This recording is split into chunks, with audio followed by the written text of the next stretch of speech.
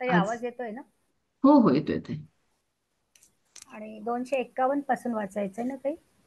नाही, 293 पासून म्हणजे 22वा श्लोक. दोन 200. 94. ओवी क्रमांक 294. ओके श्लोक थांबा क्रमांक 22. एक सेकंड. हो.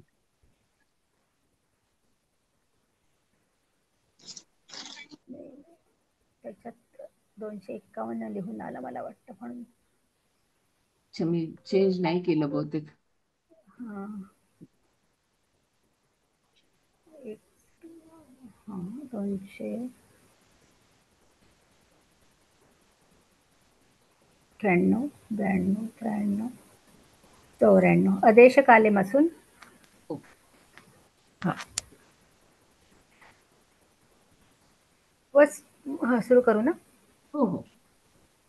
वसुदेवसुतं देवं कंसचाणूरमर्दनं देवकी परमानन्दं कृष्णौ वन्दे जगद्गुरुं श्रीकृष्णौ वन्दे जगद्गुरुं शान्ताकारं भुजगशयनं पद्मनाभं सुरेशं विश्वाधारं गगनसदृशं मेघवर्णं शुभाङ्गं लक्ष्मीकान्तं कमलनयनं योगिभिर्ध्यानगम्यं वन्दे विष्णुं भवभयहरं सर्वलोकैकनाथम्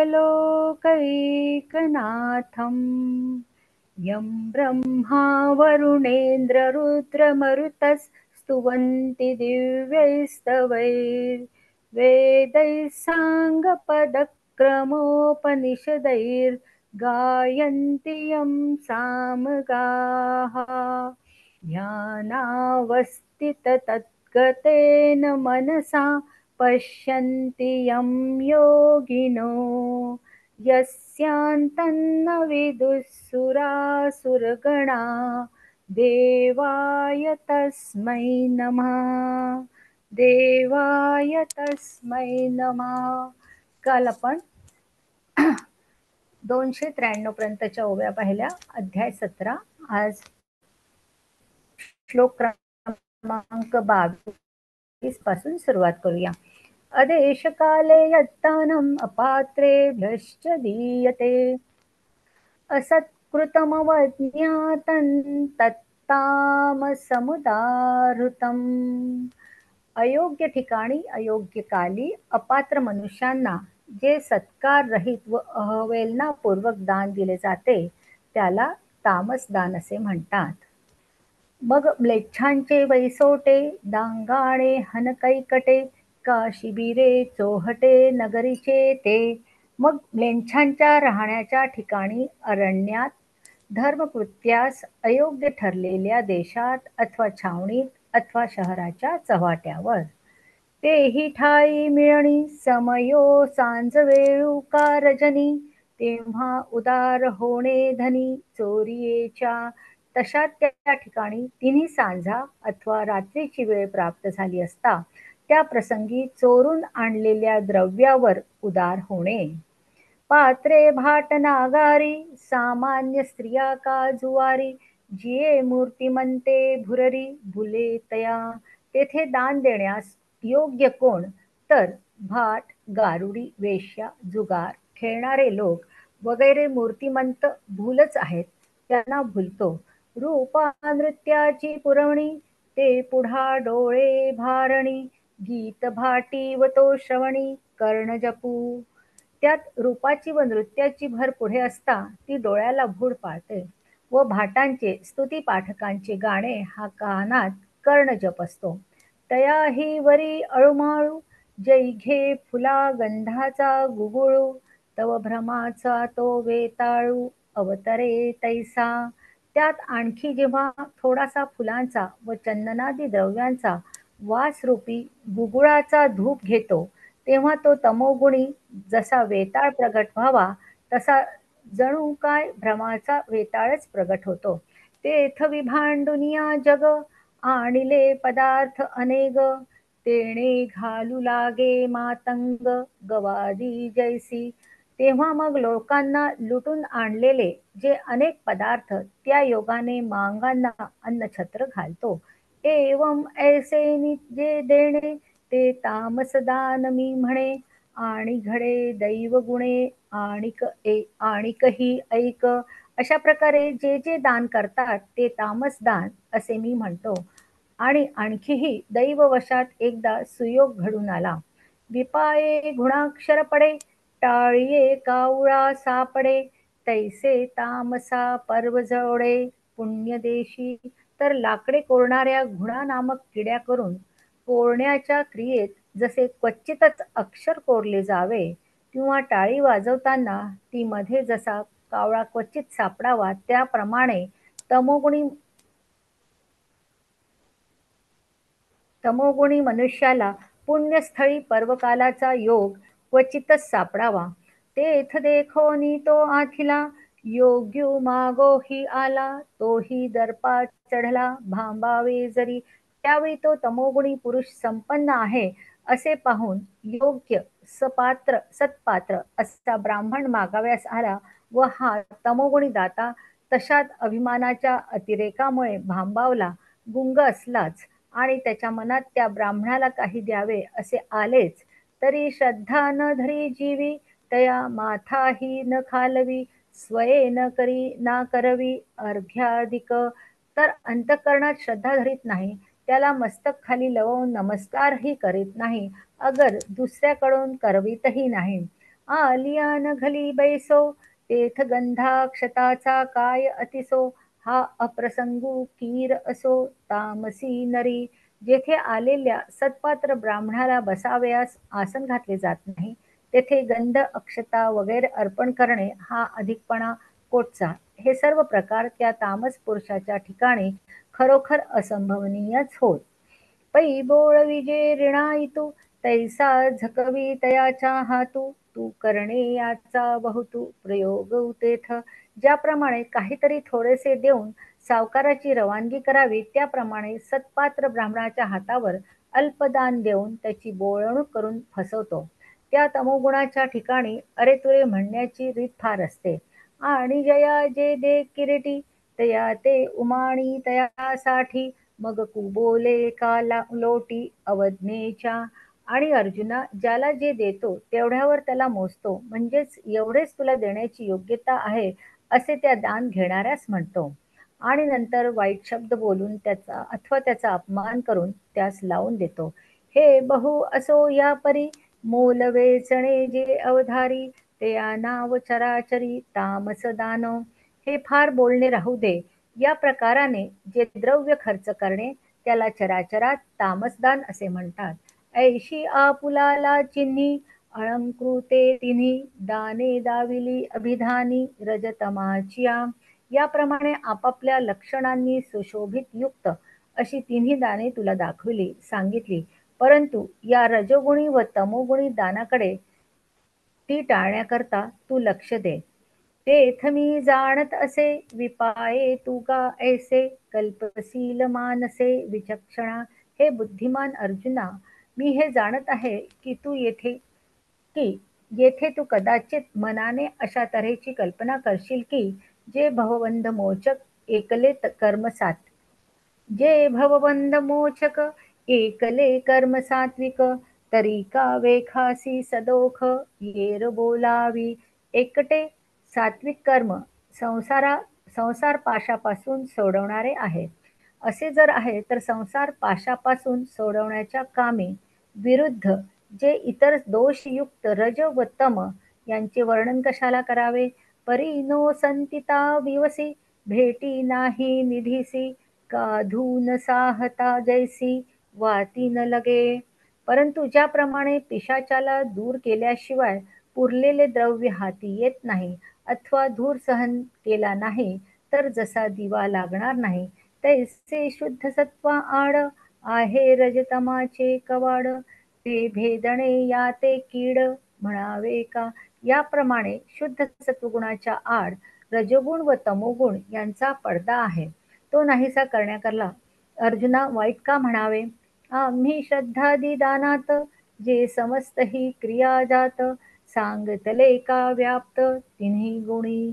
श्रद्धेपासून आरंभा करून अखेर दानापर्यंत सर्व क्रिया मात्र तिन्ही गुणांनी व्याप्त आहेत. म्हणून जे आम्ही सांगितले तेथ भरवसेनी तिन्ही, न सांगोची ऐसे मानी.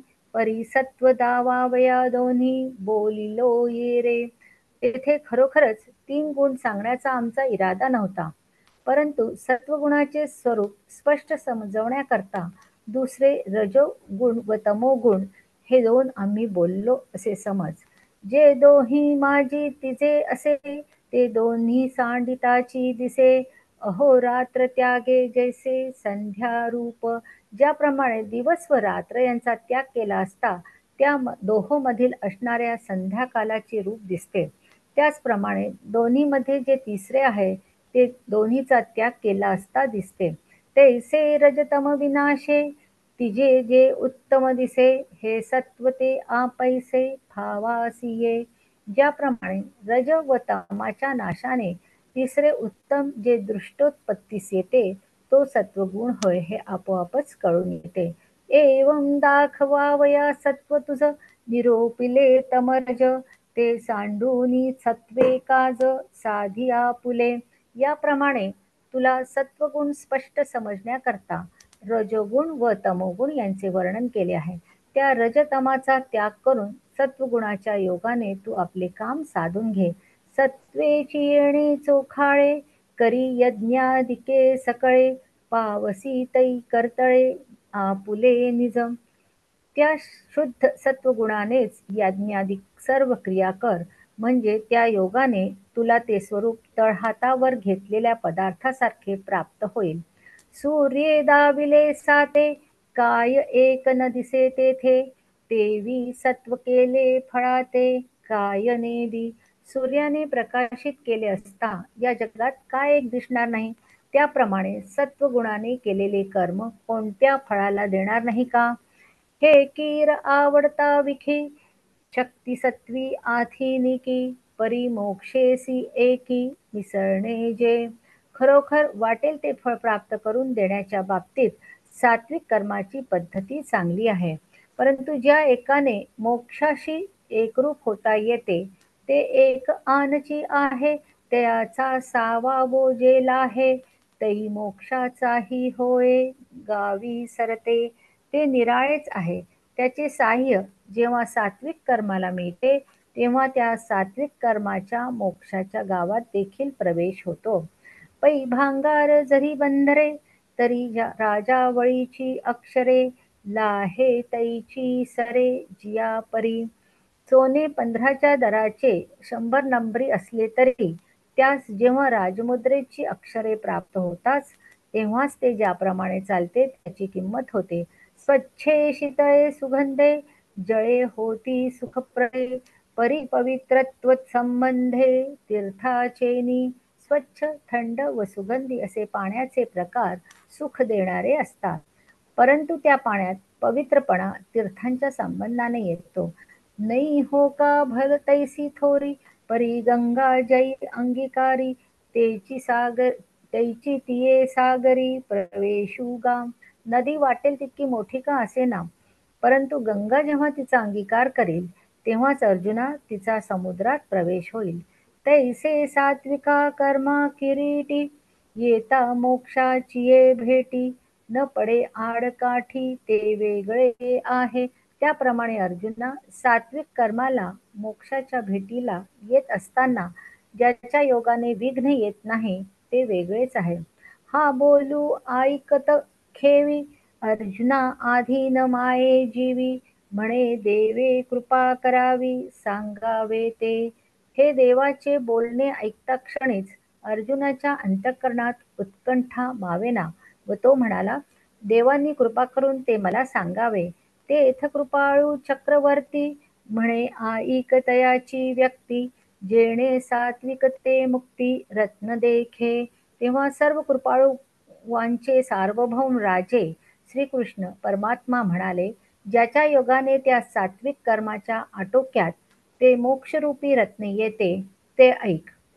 ओम तत्सदिति निर्देशो ब्रह्मणस्त्रिविधः स्मृतः ब्राह्मणास्तेन वेदाश्च यज्ञाश्च विहिताः पुरा. ओम सत ओम तत् सत असा 3 प्रकारचा ब्रह्माचा नामनिर्देश श्रुतीने सांगितला आहे. या नामाच्या योगाने पूर्वी प्रजापतीने ब्राह्मण, वेद आणि यज्ञ निर्माण केले आहेत. तरी अनादी परब्रह्म जे जगदादी विश्रामधाम त्या तरी अनादी परब्रह्म जे जगदादी विश्रामधाम त्याचे एक नाम त्रिधा पै असे. तरी जे परब्रह्म आरंभ रहित असून जगाचे उत्पत्ती स्थान व विश्रांती स्थान आहे त्याचे एक नाव 3 प्रकारचे आहे. ते कीर अनाम अजाती परी अविज्ञा वर्गाची राती माझी ओळखावया श्रुती खुण केली. परंतु अविद्या समुदाय रूपी रात्रीत सापडलेल्या जीवांनी ब्रह्मास ओळखावे एवढ्यासाठी श्रुतींनी त्या परब्रह्मास जी खूण केली ते त्या ब्रह्माचे नाव होय. उपजलिया बाळकासी नाव नाही तयापासी ठेवलेनी नावेसी ओदेत उठी. नुकतेच जन्मास आलेले मूल आपल्याबरोबर नाव घेऊन येत नाही, परंतु त्या मुलाला ठेवलेल्या नावाने हाक मारली असता ते ओ देत उठते. कष्टले संसार शिणे जे देवो येती गाऱ्हाणे तया ओ दे नावे जेणे तो संकेतू हा. संसार दुःखाने शिणलेले जीव ब्रह्माकडे आपले दुःख निवेदन करण्याकरता येतात. त्या जीवांना ज्या नावाने ब्रह्म ओद देत उठते तो हा संकेत नामरूपी खूण होय. ब्रह्माचा अबोला फिटावा अद्वैत तत्वे तो भेटावा ऐसा मंत्रू देखिला कणवा वेदे बापे. जीवाचा व ब्रह्माचा फार काळापासून अबोला आहे तो नाहीसा व्हावा व ते ब्रह्म अद्वैतपणे जीवास भेटावे म्हणून वेदरूपी बापाने सर्व जीवांची दया मनात घेऊन हा नाममंत्र शोधून काढला आहे. मग दाविलेनी जेणे एके ब्रह्म आळविले कौतिके मागा असत ठाके पुढा उभे. मग वेदाने दाखवलेल्या ज्या एका नामाने ब्रह्मास हाक मारली असता ते ब्रह्म वृत्तीच्या मागे असूनही वृत्तीच्या पुढे उभे राहते. परी निगमाचळ शिखरी उपनिषदा अर्थनगरी आहाती जे ब्रह्माच्या एकाहारी तयासीच कळे. परंतु वेदरूपी पर्वताच्या शिखरावर असलेल्या उपनिषदाच्या अर्थरूपी शरहरात जे ब्रह्माच्या एका पंक्तीला आहेत त्यांनाच हे नाम महात्म्य कळते. हेही असो प्रजापती शक्ती जे सृष्टी करीती ते जया एका आवृत्ती नामाची. हे देखील राहू दे. ब्रह्मदेवामध्ये जी सृष्टी उत्पन्न करण्याची शक्ती आहे ती ज्या एका नामाच्या आवर्तनाने आलेली आहे. पै सृष्टीच्या उपक्रमा पूर्वी गा विरोत्तमा वेडा ऐसा ब्रह्मा एकला होता. परंतु सृष्टीच्या आरंभापासून हे विरोत्तमा अर्जुना ब्रह्मदेव एकटा वेड्यासारखा गोंधळलेला असा होता. मज ईश्वरा ते नोळखे ना सृष्टीही करू न शके तो थोरू केला एके नामे जेणे. मला ईश्वराला तो ओळखत नव्हता अथवा सृष्टी करण्याचे सामर्थ्यही नव्हते. तो ज्या एका नामाने समर्थ केला जयाचा अर्थो जीवी ध्याता जे वर्णत्रयची जपता विश्वसृजन योग्यता आली तया. त्या नामाच्या अर्थाचे अंतःकरणात चिंतन केल्यामुळे आणि ज्या नामाच्या त्या शब्दाचा ओम तत्सत जप केल्याने त्या ब्रह्मदेवाला सृष्टी उत्पन्न करण्याची योग्यता आली. तेधवा रचिले ब्रह्मजन तया वेद दिधले शासन यज्ञा ऐसे वर्तन जीविके केले. तेव्हा त्याने ब्राह्मण लोक उत्पन्न केले व त्यांना आचरणाची पद्धत शिकवणारे वेद दिले आणि यज्ञासारखा धंदा कर्म उदरनिर्वाहार्थ उत्पन्न केला. पाठी नेणो किती एर सृजिले लोक अपार झाले ब्रह्मदत्त अग्रहार. तिन्ही भुवने. नंतर किती असंख्य लोक ब्रह्मदेवाने उत्पन्न केले हे कळत नाही, व त्या उत्पन्न केलेल्या लोकांना तिन्ही भुवने हे ब्रह्मदेवाने दिलेले इनाम झाले. ऐसे नाम मंत्र जेणे धातया अढच करणे, तयाचे स्वरूप ऐक म्हणे श्रीकांतू तो. असे ज्या नाममंत्राने ब्रह्मदेवाला थोर केले त्याचे स्वरूप तू ऐक, असे लक्ष्मीचा भरता श्रीकृष्ण म्हणाला. तरी सर्व मंत्रांचा राजा तो प्रणवो आदिवर्णो बुझा, आणि तत्कारू जो दुजा तिजा सत्कारू. तरी सर्व मंत्रांचा राजा तो ओम, ते त्या नावातील पहिले अक्षर समज. तत् हे दुसरे अक्षर होय व सत हे तिसरे अक्षर होय. एवं ओम तत्सत दकारू ब्रह्मनाम हे त्रिप्रकारू, हे फूल तुरंबू सुंदरू उपनिषदाचे. याप्रमाणे ओम तत्सत या रूपानेच ब्रह्माचे हे नाम 3 झाले आहे. या सुंदर फुलाचा वास उपनिषदे घेतात, म्हणजे उपनिषदांनी याचा चांगला विचार केला आहे. येणेसी गा होऊन एक, जै कर्म चाले सात्विक, ते कैवल्याचे पाईक घरीचे करी. जेव्हा सात्विक कर्म या नामाशी मिळून चालते, म्हणजे जेव्हा सात्विक कर्म या ब्रह्मनामाच्या विनियोगासहित होते, तेव्हा ते सात्विक कर्म मोक्षाला घरचा चाकर करते. परी परी कापुराचे थळीव आणून देईल दैव, लेवो जाणण्याची आडव तेथे असे बापा. कापुराचे दागिने दैव आणून देईल, परंतु बाबा ते दागिने अंगावर कसे घालावे हे समजण्याचीच अडचण आहे. तैसे आदरी जेल सत्कर्म, उच्चरी जेल ब्रह्मनाम, परी नेणी जेल जरी वर्म विनियोगाचे. याप्रमाणे सत्कर्म करण्याचा आरंभ केला जाईल आणि ब्रह्मनामही उच्चारले जाईल, परंतु विनियोगाचे रहस्य जर समजले जाणार नाही, तरी महंताची कोडी घरा आलिया ही ओढी, मानू नेणता परवळी मुद्दल तुटे. तर साधूंचे समुदाय आपण होऊन घरी आले असता त्यांचा आदर सत्कार कसा करावा हे न समजून जर गैररीतीने आपण त्यांच्याशी वर्तन केले तर पुण्यक्षय होतो. का लावल्या चोखट टिक भांगार एकवट, घालूनी बांधली मोट गळा जेवी.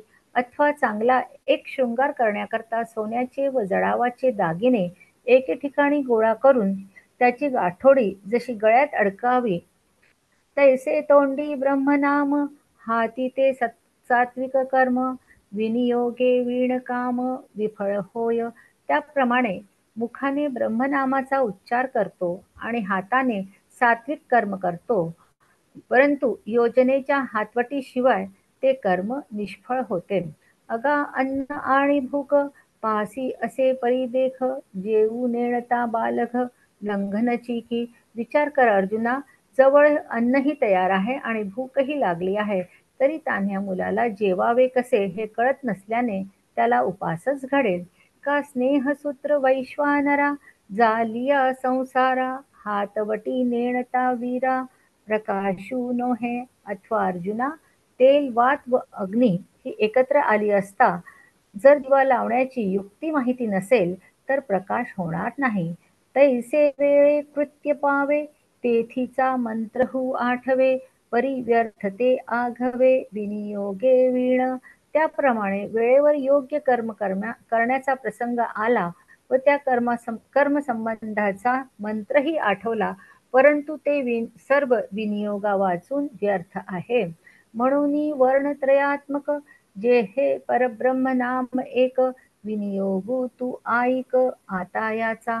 म्हणून 3 शब्दांचे हे जे एक परब्रह्माचे नाव आहे, या ब्रह्मनामाच्या कर्माच्या ठिकाणी विनियोग कसा करावा ते तू ऐक. तस्मादोमित्युदाहृत्य थांबूया यज्ञदानतपस्याः. झाले? नाही. हो, थांबूया परत हो. मग. हा, एक तर 50 झाले आपले आणि अच्छा. मग हा जास्त पुढे जाऊ. बर. फक्त एक ओळ वाचली तर दुसरी ओळ वाचून हो घेते. बर. प्रवर्तन्ते विधानोक्ताः सततं ब्रह्मवादिनाम्. ओम तत्सत. कृष्णार्पणमस्तु. हे म्हणायचंय ना? पोसायडन. हो, पसायदान. एक मिनिट.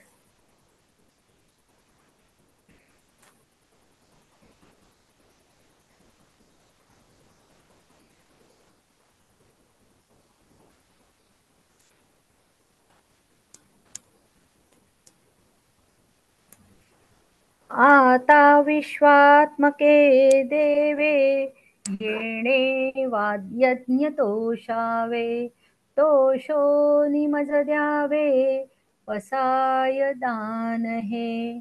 जे खळांची व्यंकटी सांडो तया सत्कर्मी रती वाढो भूता परस्परे जडो मैत्र जीवांचे दुरितांचे तिमिर जाओ विश्वस्वधर्म सूर्ये पाहो जो जे वांछिल तो ते लाहो प्राणी जात वर्षत सकळ मंगळी ईश्वर निष्ठांची मांदियाळी अनवरत भूमंडळी भेट तू या भूता चला कल्पतरूंचे आरव चेतना चिंतामणीचे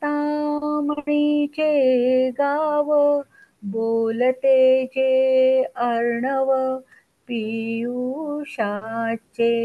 चंद्रमे जे लांछन मार्तंड जे तापहीन ते सर्वाही सदा सज्जन सोय रे होतु किंबहुना सर्वसुखी पूर्ण हो नितिनी लोकी भजिजो आदिपुरुषी अखंडित आणि ग्रंथोपजीविये विशेषी लोकीये दृष्टा दृष्टविजये होवावेजी येथ म्हणे विश्वेश्वराहो हा होईल दान पसाओ येणे वरे ज्ञान देवो सुखिया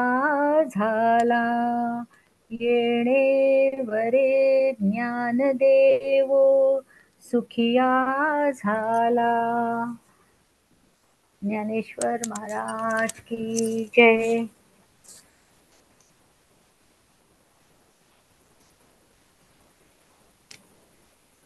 सांगत आहे. काही झालं? हो. हा, हा. काय मी सांगू? आज बिलकुलच काही नाही वाचलं. अच्छा, ठीक आहे. थोडस काही हा, आठवतं फक्त. जेवढं आपण वाचलं तेवढं हरकत नाही ना. हा, कालपर्यंत आपण 17वा अध्याय आणि 16वा अध्याय याच्यापासून थोडं बहुत बघता बघता आपल्याला या अध्यायात हे समजू लागलं होतं की कोणतेही काम करत असताना आपल्याला सत्व रज आणि तम या गुणांना लक्षात ठेवूनच वागायचं असतं.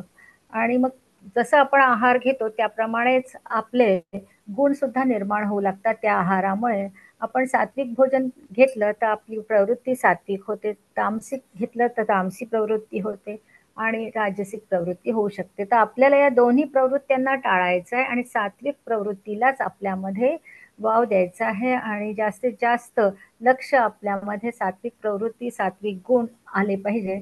नाहीतर आपण म्हणजे इव्हन त्यांनी हे सांगितलं की जर तुम्ही दान देत असाल तर दान देताना सुद्धा तुम्हाला हाच विचार करायचा आहे की सात्विक प्रवृत्तीच्या लोकांना आपण दान देतो आहोत की नाही. सत्कारणी आपण म्हणतो की सत्कारणी दान द्यावं, कारण आपण पाहतो की एखादा भिकारी आपल्या दाराशी येतो आणि आपल्याला असं वाटतं की अरे याला पैशाची गरज आहे आणि आपण जर त्याला दिली आणि मग तो बाहेर जाऊन त्याने निराळेच उद्योगधंदे त्याने केले जे नको आपल्याला करायला, म्हणजे हेच खेळला किंवा दारू प्यायला वगैरे, तर ते सत्पात्री दान काही म्हटलं जात नाही. आपण आपल्याकडून तर दान दिलं, मग तो काही का करेना असं म्हणून चालत नाही. तसं दान देताना सुद्धा आपण आपला विचार नीट पाहून, की समोरचा व्यक्ती कसा आहे, तो त्याचा योग्य तो उपयोग करणार आहे की नाही हे पाहून समजून मगच दान केले पाहिजे. पण दान देतानाही आपल्यात अहंकाराची भावना यायला नको, की अरे हा याचक माझ्या घरी आलेले आहे, त्याला गरज आहे म्हणून मी त्याला दान देतो. हा अभिमान, हा निराभिमान पण यायला नको. किंवा तू आता एवढ्याच दानाच्या पात्रास योग्य आहे म्हणून त्याला तुच्छ पण लेखायला नको. म्हणजे आपल्याजवळ जरी पुष्कळ असलं आणि त्याची गरज पण पुष्कळाची असली तरी आपण त्याला पूर्ण न देता कमीच देऊन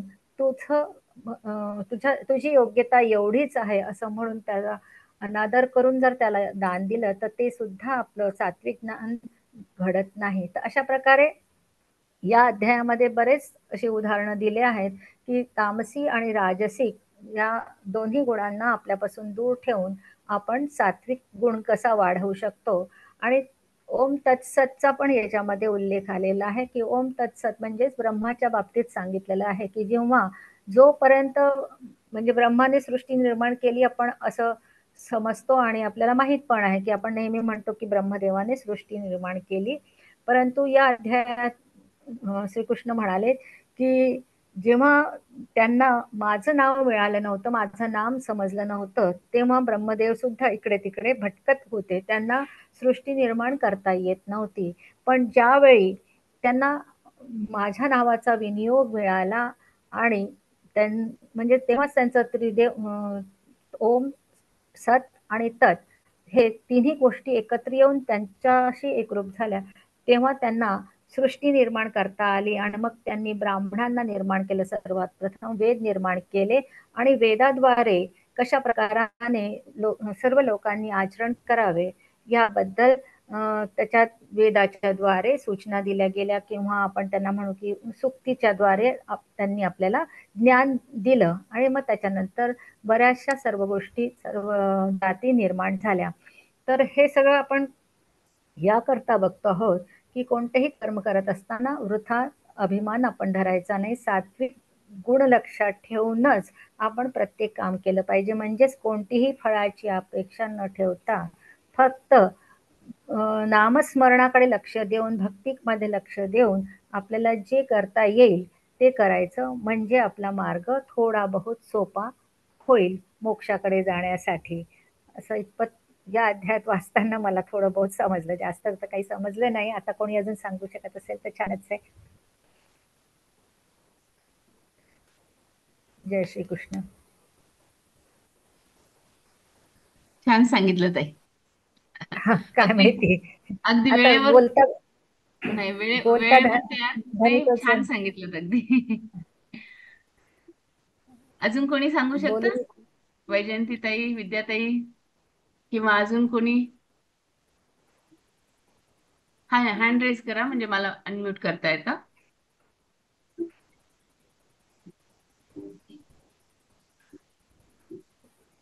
आज कोणी नाहीये. आज नाव पण कोणी दिलेलं नव्हतं. नाही. वंदनाताई, वंदनाताई आज, वंदनाताई तुम्ही कालचं कंटिन्यू करणार होतात ना?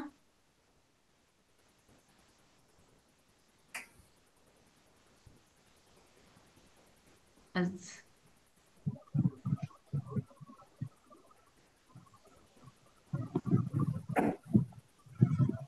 हा, बोला ताई. जय श्रीकृष्ण.